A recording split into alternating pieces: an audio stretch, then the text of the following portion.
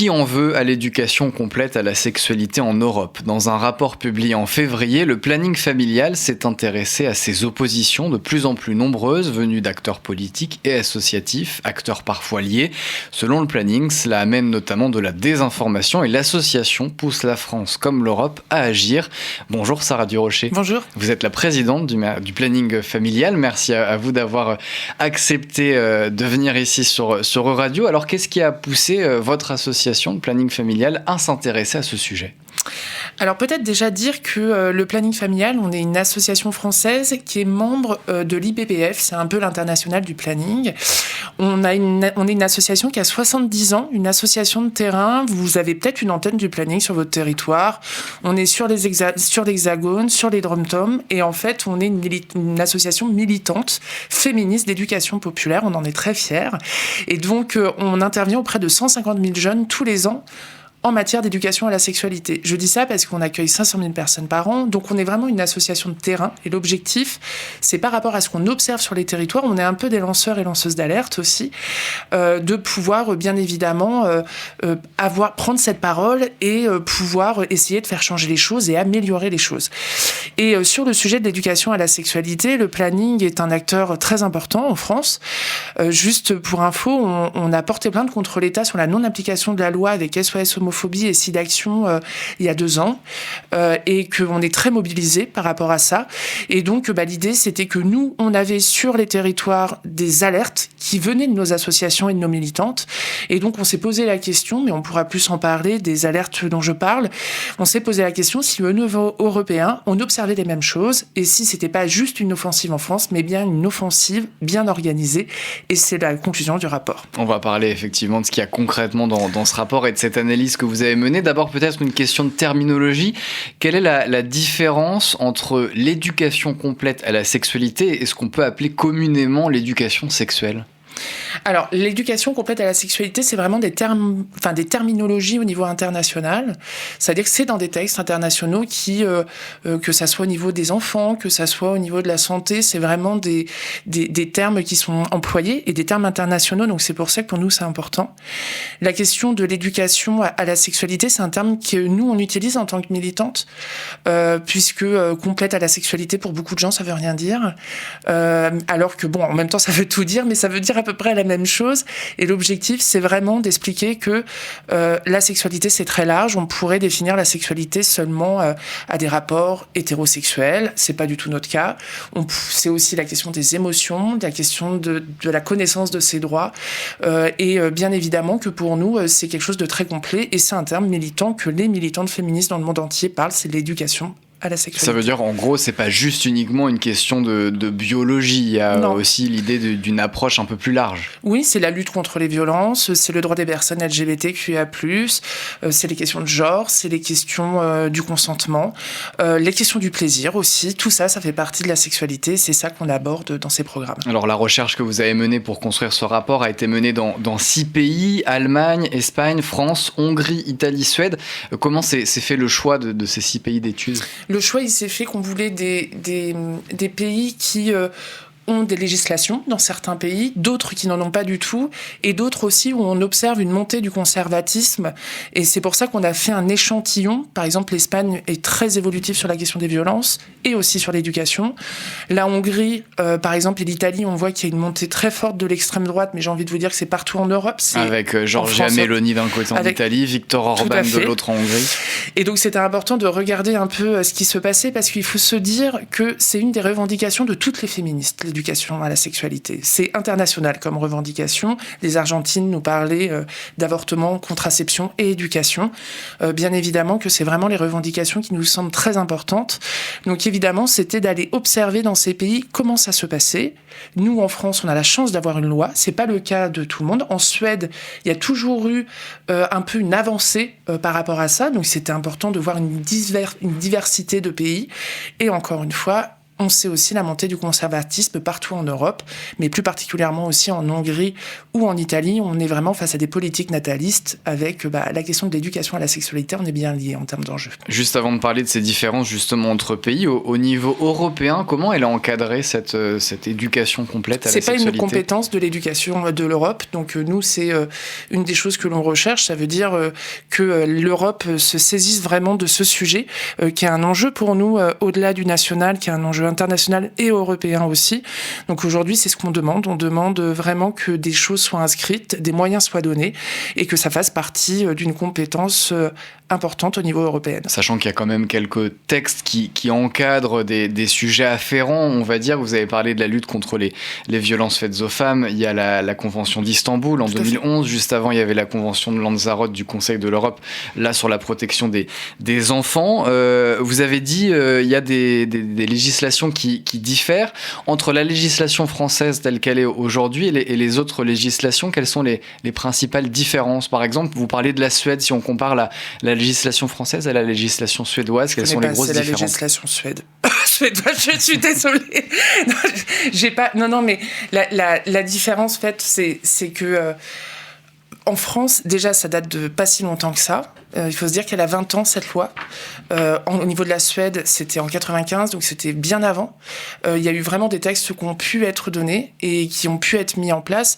Aujourd'hui, moi, j'ai envie de vous dire, il y a la question de la loi, mais pas que. Ça veut dire que ce qu'on observe, c'est que même quand il y a la loi, les choses ne sont pas mises en place. Et c'est là-dedans, et on en reparlera, que les mouvements anti-droit et anti-choix vont. Ça veut dire que comment est-ce que, à partir d'une loi, on la met en place, on la rend accessible à toutes et tous, et comment on crée des vraies politiques publiques pour donner des moyens. Et aujourd'hui, ce qu'on observe, c'est qu'il y a certains pays qui mettent des moyens. On l'a vu, par exemple, de la lutte contre les violences en Espagne, quand il a fallu mettre les sous sur la table pour dire c'est un projet, ça doit être financé, et c'est ça une politique publique, et ben ça fonctionne. Et alors c'est très bien que ça soit inscrit dans la loi, bien évidemment, on en est très heureuse et très heureux. On a eu peur, même en France, qu'il y ait des opposants qui demandent à enlever de la loi de 2001.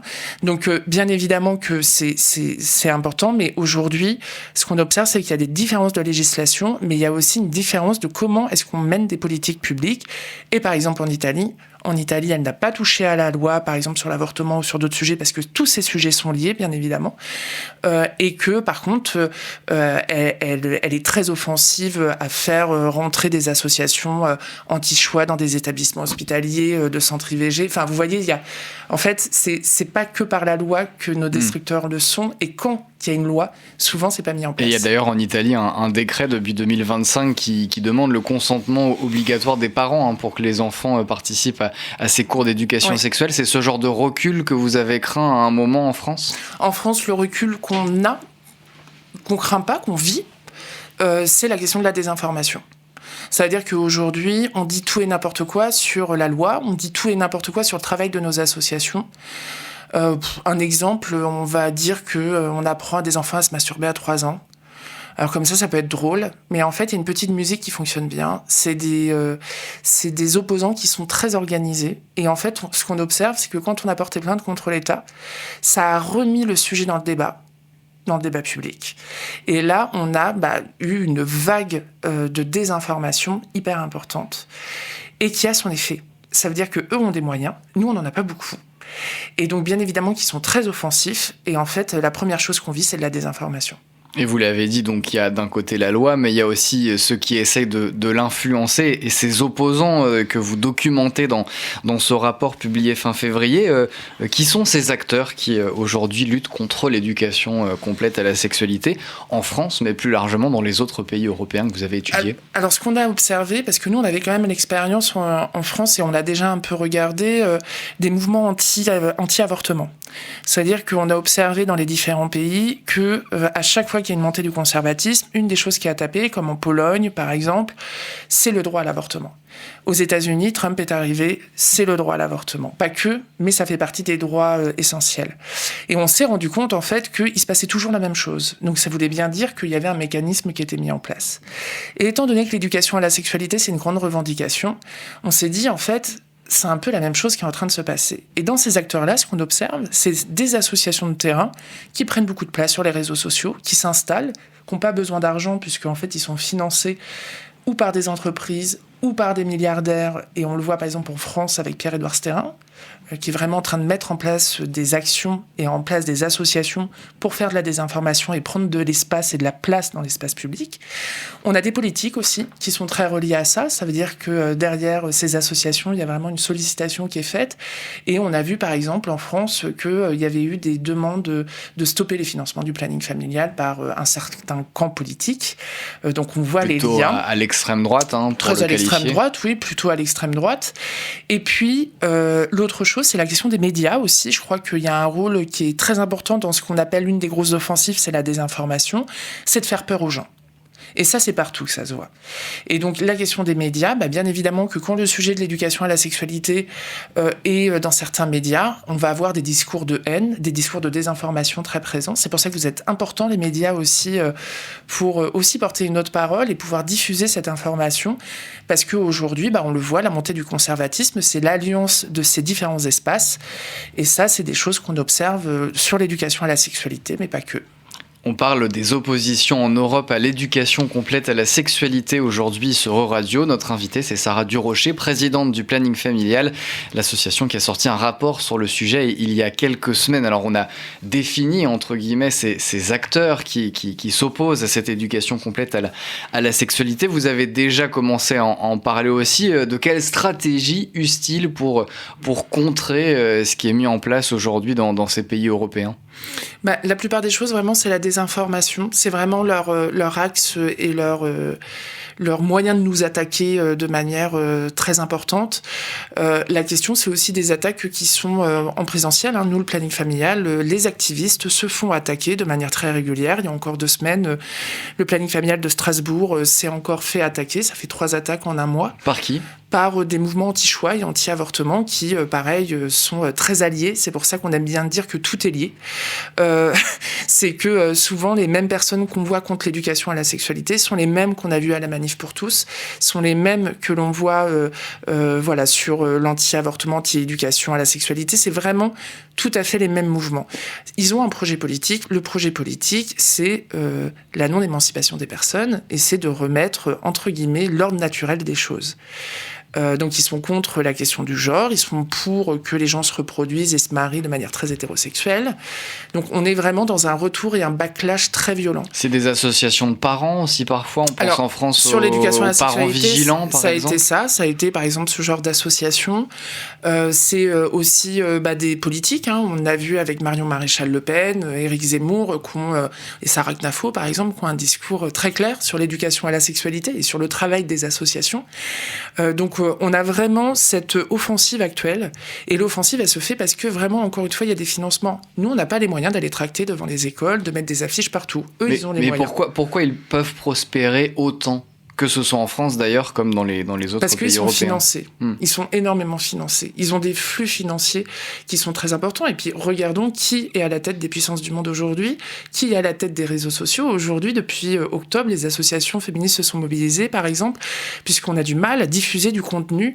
On est systématiquement re-questionné, puisqu'on considère que notre contenu est politique.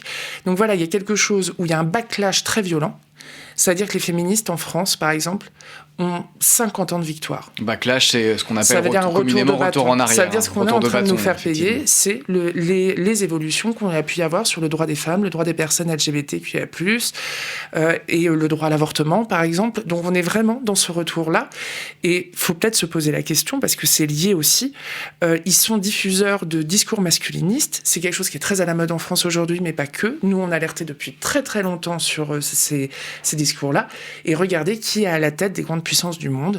Et des fois, on a l'impression que c'est quand même un peu une bagarre entre chefs. Parce que ces oppositions rencontrent un certain écho du côté des gouvernements, notamment, vous parliez de l'Italie, de la Hongrie. C'est là où ils ont le plus d'écho ? Oui, tout à fait. Ou quand on parle de politique nataliste en permanence. Enfin, je veux dire, en France, la musique, elle est en train de s'installer aussi. On a eu un président de la République qui a parlé de réarmement démographique.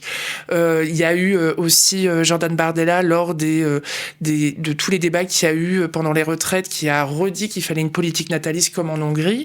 On a Marine Le Pen qui était en Hongrie il n'y a pas si longtemps que ça et qui allait soutenir le candidat. Donc, et pour vous, il y a un lien très direct entre l'éducation complète à la sexualité et les politiques natalistes ? Comment il se fait le lien ? En fait, le lien, c'est que si vous voulez, on pourrait... Eux, ils ont une définition de l'éducation à la sexualité. Si vous leur posez la question, est-ce que vous êtes contre l'éducation à la sexualité ? Ils vont vous dire qu'ils sont pour l'éducation à la sexualité. Le problème, c'est comment on fait de l'éducation à la sexualité. Et pour nous, la définition, c'est de permettre à chacune et chacun de pouvoir choisir, de pouvoir s'émanciper, de pouvoir connaître ses droits. Je ne suis pas sûre eux ont ce projet-là en tête. Leur projet, c'est plutôt de se marier, faire des enfants, je caricature, être hétérosexuel et diffuser de la mauvaise information. Et tous ces acteurs dans ces différents pays européens, quelles sont les alliances qu'ils lient entre eux pour finalement se regrouper ? Vous allez au Parlement européen, par exemple. Je pense qu'il y a pas mal de partis politiques aujourd'hui qui sont en train de s'allier. On voit au niveau du Parlement européen avec la montée, faut se rappeler quand même des dernières élections européennes, où on a quand même on s'est posé la question de qu'est-ce que pourrait faire l'Europe et comment est-ce qu'on pourrait avancer sur des sujets sociétaux et des sujets qui nous semblent importants et essentiels. On voit en tout cas, que ça soit sur l'avortement ou d'autres, que le Parlement européen est parfois, bien évidemment, le lieu d'alliance de gens qui sont contre notre projet de société et contre des projets féministes, et en même temps l'occasion de pouvoir aussi, encore une fois, diffuser des discours plus que alarmants. Et en fait, tout est lié, c'est ça qu'il faut se dire. Ça veut dire qu'il y a la question il y a la question de l'avortement, de l'éducation à la sexualité, des droits des personnes LGBT, mais tout est lié.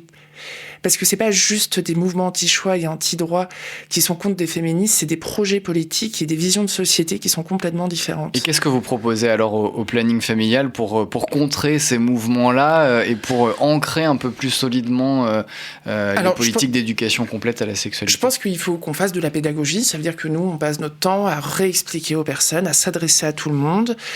L'autre chose aussi, c'est que nous, les féministes, on sait faire des alliances.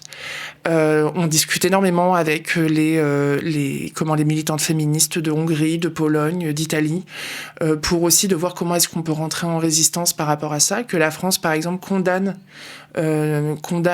c'est compliqué parce qu'on parle de diplomatie féministe, mais en tout cas de condamner. Il faut qu'on porte une diplomatie féministe, en tout cas. Et ça doit se porter au niveau des responsables. Et l'autre chose, moi j'ai envie de dire, même si le planning, on a 70 ans cette année, on est quand même très attaqués, les gens nous aiment beaucoup. Je pense que vous allez autour de vous poser la question du planning. On a tous un peu une histoire avec le planning familial. Et donc, quand on est attaqué, on sait que les gens sont plutôt d'accord avec nous. Et très concrètement, on le disait au début de l'entretien, l'Europe n'a pas la compétence sur ce sujet-là, mais il faut qu'il y ait quand même un cadre européen plus strict pour encadrer l'éducation complète à la sexualité. Oui, et il faut aussi sur la question des moyens et aussi sur la surveillance des moyens qui sont donnés à certaines associations qui sont clairement contre l'éducation à la sexualité. Donc il y a un besoin d'avoir un regard sur les flux financiers au niveau du Parlement européen aussi. Et où est-ce que va l'argent ? Est-ce qu'il va plutôt vers un projet d'émancipation ou est-ce qu'il va plutôt dans un projet très rétrograde ? Et on sait que la désinformation que vous dénoncez, elle passe aussi beaucoup sur les réseaux sociaux. Il faut les réguler un peu plus ? Ah oui, il faudrait les réguler un petit peu plus. Et puis, je veux dire, l'exemple même qu'on a, c'est que déjà, on n'a pas les moyens et on a utilisé les réseaux sociaux comme plein de mouvements pour pouvoir aussi donner de l'information et répondre à la désinformation. Aujourd'hui, vous êtes en France, vous tapez « je suis enceinte, j'ai envie d'avorter ». Selon le jour où vous allez taper ça, vous avez un risque de tomber sur un site anti-choix et anti-droit. Donc, eux financent des sites, sponsorisent à fond. Nous, on a encore une fois, il nous manque des moyens pour faire ça. Donc, on est vraiment dans une lutte assez forte et importante puisque ils arrivent à diffuser via des médias, via des personnages politiques, via aussi des personnages associatifs, qu'on voit de plus en plus présents sur les réseaux, à diffuser de la désinformation et des discours de haine. On va rentrer dans une période de campagne électorale d'élection présidentielle en 2027 on y est déjà, ouais. En France. On y est déjà, effectivement, après les élections municipales du mois de mars. J'imagine que le planning va s'engager à l'occasion de cette campagne. Quelles sont les propositions, les thèmes que vous allez porter auprès des différents candidats, candidates qui se présenteront ? Alors, je peux pas vous répondre parce que nous ne savons pas encore. Mais c'est en train de se construire. En tout cas, la question se pose de est-ce qu'on fait monter le sujet du planning? Est-ce qu'on fait monter les sujets du planning? En sachant aussi que c'est une exposition aussi. Il faut pas oublier que c'est des mouvements aussi qui sont très violents. Voilà, en termes d'intimidation ou de saccage de locaux. En attendant, ce qui est certain, et moi, c'est quelque chose qui m'anime moi personnellement. Depuis les dernières élections européennes, on a observé que il y avait 35% de personnes qui se définissaient femmes qui ont voté Rassemblement national. Plus que ceux qui se disent masculins, et qu'on est passé de 15 à 35%. Et pour moi, il y a vraiment un sujet, et on l'a vu en Pologne, les Polonaises nous l'ont dit. En fait, à partir du moment où elles ont fait des campagnes, où elles ciblaient les femmes, parce que l'extrême droite, c'est un danger. Les premières victimes, évidemment, c'est les femmes, les personnes LGBT, les personnes non blanches. Et bien évidemment que, voilà, donc il y a quelque chose autour d'une conscientisation et de faire en sorte que les gens aillent voter, parce que oui, quand on est une femme et que l'extrême droite arrive au pouvoir, c'est très dangereux. Et donc encore beaucoup de combats à venir évidemment pour le planning familial. Merci beaucoup, Sarah Durocher. Vous présidez le planning familial, d'être venue nous parler de ce rapport qu'on peut retrouver en ligne sur votre site. De mon côté, je remercie Pauline Luc qui m'a aidé à préparer cette interview. Merci encore, Sarah Durocher, d'avoir été avec nous sur Radio. Merci.